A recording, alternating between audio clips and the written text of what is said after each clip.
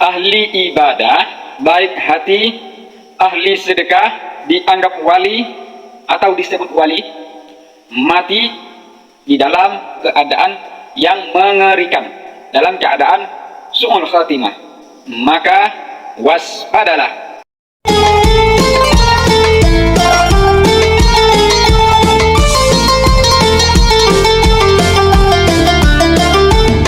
Assalamualaikum warahmatullahi wabarakatuh. Alhamdulillahi hamdan katsiran thayyiban mubarakan fih. Wassalatu wassalamu ala asrafil anbiya'i wal mursalin wa ala alihi wa ashabihi ajmain. Sahabat-sahabat kaum muslimin dan muslimat yang dimuliakan Allah, kembali kami mengajak kita semuanya untuk sama-sama bersyukur kepada Allah Subhanahu wa taala dan bersolawat kita kepada Rasulullah sallallahu alaihi wasallam. Kita bersyukur dengan ucapan kalimat alhamdulillah dan bersolawat kita kepada Rasulullah sallallahu alaihi wasallam dengan lafaz kata Allahumma shalli wa sallim wa barik ala sayyidina Muhammad wa ala ali sayyidina Muhammad.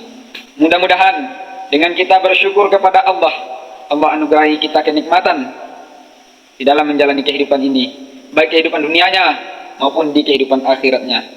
Dan dengan kita bersolawat kepada Rasulullah sallallahu alaihi wasallam, mudah-mudahan kita mendapatkan syafaatnya dari Nabi Muhammad sallallahu alaihi wasallam dari mulai kehidupan dunianya sampai di kehidupan akhiratnya. Amin amin ya rabbal alamin. Dan terima kasih tentunya kami ucapkan juga kepada sahabat-sahabat yang sudah mengklik dan menonton video ini. Semoga ini menjadi amal jariah bagi kita semuanya. Dan bagi sahabat semuanya yang baru saja menemukan channel kecil ini, jangan lupa untuk memberikan dukungannya dengan cara menekan tombol like, komen, serta subscribe-nya, dan nyalakan lonceng notifikasinya agar ketika kami menampilkan video-video terbaru kami, sahabat semuanya tidak ketinggalan dari informasi yang akan kami sampaikan. Dan seperti biasanya, sebelum juga kami mulai kajian kami pada kesempatan hari ini, tentunya kami tidak bosan-bosannya untuk mendoakan sahabat semuanya, baik yang berada di alam nyata ataupun yang berada di alam maya, seperti di TikTok, di Facebook, di YouTube, dan di dunia lainnya. Semoga semuanya Allah berikan umur yang panjang di atas ketaatan, rezeki yang mudah di atas yang halal dan berkah, serta Allah sampaikan semua hajat-hajatnya, baik yang berkenaan dengan urusan dunianya maupun yang berkenaan dengan urusan akhiratnya. Amin amin ya rabbal alamin. Doa yang sama tentunya kami juga tidak bosan-bosannya untuk mendoakan guru kami yang mulia, yaitunya Bapak Kiai Haji Dawa Mualim. Semoga beliau beserta semua santri-santrinya, baik yang berada di alam nyata maupun yang berada di alam maya, semoga semuanya Allah berikan umur yang panjang di atas ketaatan, rezeki yang mudah di atas yang halal, serta Allah sampaikan semua hajat-hajat mereka, baik yang berkenaan dengan urusan dunianya maupun yang berkenaan dengan urusan akhirnya. Amin amin ya rabbal alamin. Sahabat-sahabat kaum muslimin dan muslimat yang dimuliakan Allah, ada seseorang yang dianggap waliullah. Sebab kenapa? Karena orang itu adalah ahli ibadah. Bahkan orang itu bisa mengobati segala macam penyakit, dan orang itu tidak pernah meminta upah ataupun memasang tarif dari jasa pengobatannya, alias orang itu memberikan obat kepada para pasiennya itu secara gratis. Bahkan orang ini tidak pernah itu mencari-cari kesalahan orang lain atau aib orang lain. Dia hanya sibuk untuk beribadah. Dia hanya sibuk untuk mengurusi dirinya sendiri. Dia sibuk beribadah seperti sholat, puasa, zakat, dan lain-lainnya. Bahkan saking baik hatinya orang ini tidak pernah mengambil upah dari pengobatannya yang diberikannya kepada para pasien-pasiennya. Orang ini dari hasil pengobatannya, dia itu gunakan untuk membantu fakir miskin, anak yatim, para janda-janda, dan orang-orang yang tidak mampu lainnya. Namun kenapa orang ini mati di dalam keadaan su'ul khatimah atau mati di dalam keadaan di luar syariat Islam? Mati dalam keadaan su'ul khatimah ini artinya dia mati di dalam keadaan mengikuti iblis laknatullah alaih dan para bala tentaranya. Agar sahabat semuanya tidak gagal paham, mari simak kisah ini sampai selesai, karena kita akan bahas secara tuntas di dalam kesempatan kali ini. Kronologi singkatnya dari kisah ini adalah seperti ini. Ada seseorang yang pekerjaannya sehari-hari adalah itu mencari kayu bakar di tengah hutan. Dan sebenarnya orang ini adalah orang yang bodoh plus miskin. Pekerjaannya itu hanya mencari kayu bakar, lalu dia bawa ke pasar dan dia gunakan hasilnya itu untuk keperluannya sendiri. Namun pada suatu saat dia kelelahan atau keletihan dan tertidur di tengah hutan. Di dalam tidurnya, dia bermimpi didatangi oleh sosok lelaki tua yang menggunakan jubah, yang menggunakan surban. Jubah putih, surban putih, wajahnya bersinar bagaikan seorang wali Allah. Lelaki tua yang ditemuinya di dalam mimpinya itu berkata kepada seseorang yang mencari kayu itu. Apa yang dikatakan oleh laki-laki tua itu kepada seorang yang mencari kayu bakar itu? Nanti kalau kamu pulang ke rumah, kamu akan bertemu dengan lebah tawon atau lebah madu di rumahmu. Nah, itu yang dikatakan oleh lelaki tua itu. Maka segeralah buatkan rumah atau buatkan kandang untuk lebah tawon itu, agar lebah tawon itu menghasilkan yang namanya madu. Itu perintah dari lelaki tua itu. Sesudah menyampaikan pesan singkat kepada lelaki pencari kayu itu, lelaki tua itu menghilang atau sirna dari alam mimpi lelaki yang mencari kayu bakar itu.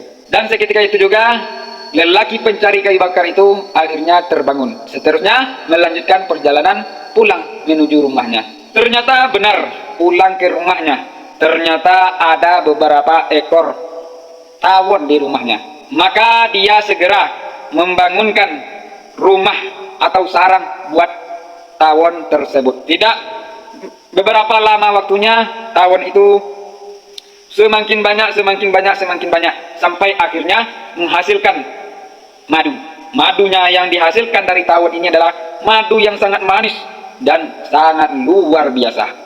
Beberapa hari kemudian lelaki pencari kayu tadi mendatangi hutan untuk mencari kayu yang kedua kalinya. Sahabat-sahabat kaum muslimin dan muslimat yang dimuliakan Allah, ternyata kejadian yang sama dialami kembali, yaitunya lelaki pencari kayu bakar tadi karena saking kelelahannya mencari kayu, akhirnya kembali tertidur di tengah hutan. Lagi dan lagi di dalam mimpinya, lelaki pencari kayu bakar itu didatangi oleh sosok lelaki tua yang pernah datang di alam mimpinya beberapa waktu yang telah berlalu. Di saat dia berada di tengah hutan, lelaki itu kembali datang dengan pakaian putih, jubah putih, gamis putih, surban putih, wajahnya bersinar layaknya seorang wali Allah, orang yang soleh. Lelaki tua itu berkata kepada pencari kayu bakar itu. Apa yang dikatakannya selanjutnya kepada pencari kayu bakar itu? Dia berkata begini, jika ada nanti orang yang datang berobat ke rumahmu, maka ambillah dari madu itu dan gunakanlah sebagai obatnya. Maka orang itu akan sembuh dengan madu itu. Ternyata itu benar.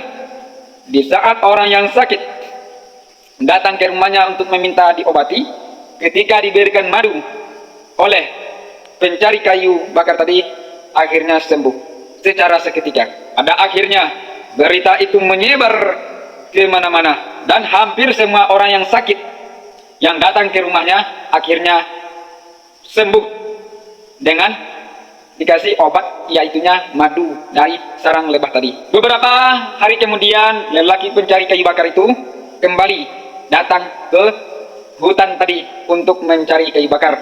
Kayu bakar itu habis dicarinya, maka akan dibawa ke pasar dan dari hasil itu dia memenuhi kebutuhan sehari-harinya. Namun seperti biasanya, di saat dia mencari kayu bakar di tengah hutan, lagi dan lagi dia kelelahan. Pada akhirnya sampai tertidur di tengah hutan. Di saat dia tertidur itu, kembali kejadian yang sama terulang kembali. Sahabat-sahabat kaum muslimin dan muslimat yang dimuliakan Allah, lelaki pencari kayu bakar tadi ketiduran. Di saat tidur itulah lelaki tua dengan penampilan sorban putih, baju putih, wajah berseri-seri datang ke dalam mimpinya. Lelaki tua itu berpesan kepada pencari kayu bakar itu, agar untuk kali ini dia tidak perlu lagi mencari kayu bakar di tengah hutan. Namun dia lelaki pencari kayu bakar itu harus rajin sholat, puasa, zakat, dan serta harus fokus mengobati orang yang sakit. Itu. Tapi lelaki tua itu memberikan dua persyaratan kepada pencari kayu bakar itu. Apa syarat yang pertama? Yang pertama yaitunya tidak dibolehkan untuk mengambil upah daripada orang-orang yang berobat kepadanya. Apalagi tidak dibenarkan oleh lelaki tua itu untuk mengambil tarif. Namun kalau ada orang yang memberikan berupa uang atau hartanya, maka dimintalah lelaki itu untuk menyediakan kotak infak, biar pasien-pasiennya itu yang akan memberikan infak di dalam kotak seikhlasnya. Yang kedua, syaratnya lelaki itu pencari kayu bakar itu tidak boleh mencari-cari kesalahan orang lain dan tidak boleh berguru kepada para ulama atau para ustadz atau para ajengan atau para habaib. Dia tidak boleh berguru kepada orang-orang tersebut, orang-orang soleh ataupun ulama-ulama ataupun para habaib dimanapun berada. Dia harus fokus untuk beribadah dan fokus mengobati pasien-pasiennya. Singkat cerita, akhirnya lelaki pencari kayu bakar itu menjadi lelaki yang terkenal atau terviral bahasa sekarangnya, dan tentunya akan menjadi lelaki yang awalnya miskin akhirnya menjadi lelaki yang kaya raya. Kok bisa? Karena subhanallah, masya Allah, dari hasil kotak infak itu menghasilkan uang yang bernilai jutaan rupiah, yang bernilai sampai ratusan juta. Maka dari kotak amal itu dia bisa menggunakannya untuk keperluan apa saja, termasuk untuk memenuhi kebutuhan hidupnya dan juga untuk membantu fakir miskin, anak yatim, janda-janda, dan kaum duafa lainnya. Walhasil semakin hari semakin banyak orang yang menganggapnya adalah seorang wali Allah. Sebab kenapa? Karena dia mampu menyembuhkan orang-orang yang sakit dan hatinya bersih karena tidak pernah mencari-cari kesalahan orang lain. Namun di saat dia semakin tua dan mulai sakit-sakitan, bahkan sampai dia sakit yang mengantarkan dia kepada waktu wafatnya, dia kembali didatangi oleh lelaki tua yang mendatanginya di tengah hutan di saat dia mencari kayu bakar. Dan di saat dia sakit itu, lelaki itu datang bukan di dalam mimpinya lagi, tapi sudah di alam nyatanya. Serta lelaki tua itu berkata kepada pencari kayu bakar itu, "Wahai fulan, sudah saatnya kamu ikut dengan saya, karena selama ini kamu mengikuti saya." Sahabat-sahabat kaum muslimin dan muslimat yang dimuliakan Allah, lelaki tua itu bertanya kepada pencari kayu bakar, "Apakah kamu tahu saya adalah iblis?" Itu pertanyaan lelaki tua itu kepada pencari kayu bakar tadi. "Saya iblis yang menyamar menjadi orang soleh atau menjadi walinya Allah. Dan ketahuilah fulan, sesungguhnya lebah yang datang ke rumahmu itu adalah bala tentaranya aku dari golongan jin dan syaitan.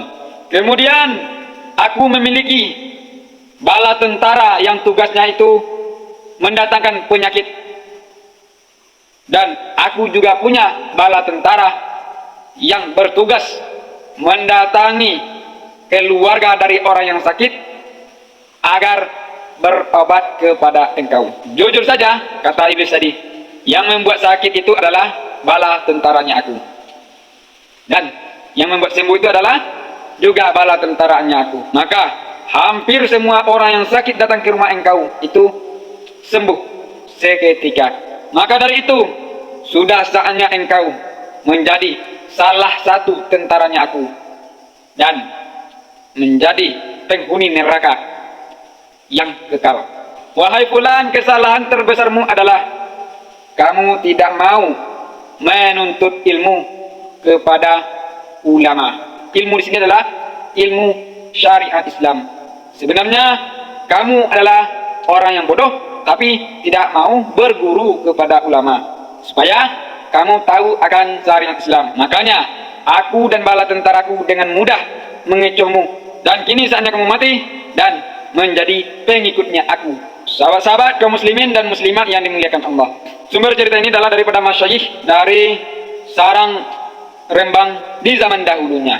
Sahabat-sahabat kaum muslimin dan muslimat yang dimuliakan Allah, apa hikmah yang dapat kita ambil dari kisah ini? Hikmahnya ada dua. Yang pertama, apabila kita memperoleh sebuah amalan dari dalam mimpi, maka sebaiknya diijazahkan langsung, atau ditahsihkan langsung, atau disampaikan langsung kepada ulama, guru, ajengan, para ustadz ataupun habib yang masih hidup, supaya ada pembimbing kita di dalam mengamalkan amalan tersebut. Yang kedua, sebaik-baiknya berguru adalah dengan orang yang masih hidup. Itu hikmahnya. Sahabat-sahabat kaum muslimin dan muslimat yang dimuliakan Allah, demikianlah yang dapat kami sampaikan. Terima kasih atas segala perhatian. Mohon maaf atas segala kekurangan. Wabillahi taufiq wal hidayah. Wassalamualaikum warahmatullahi wabarakatuh.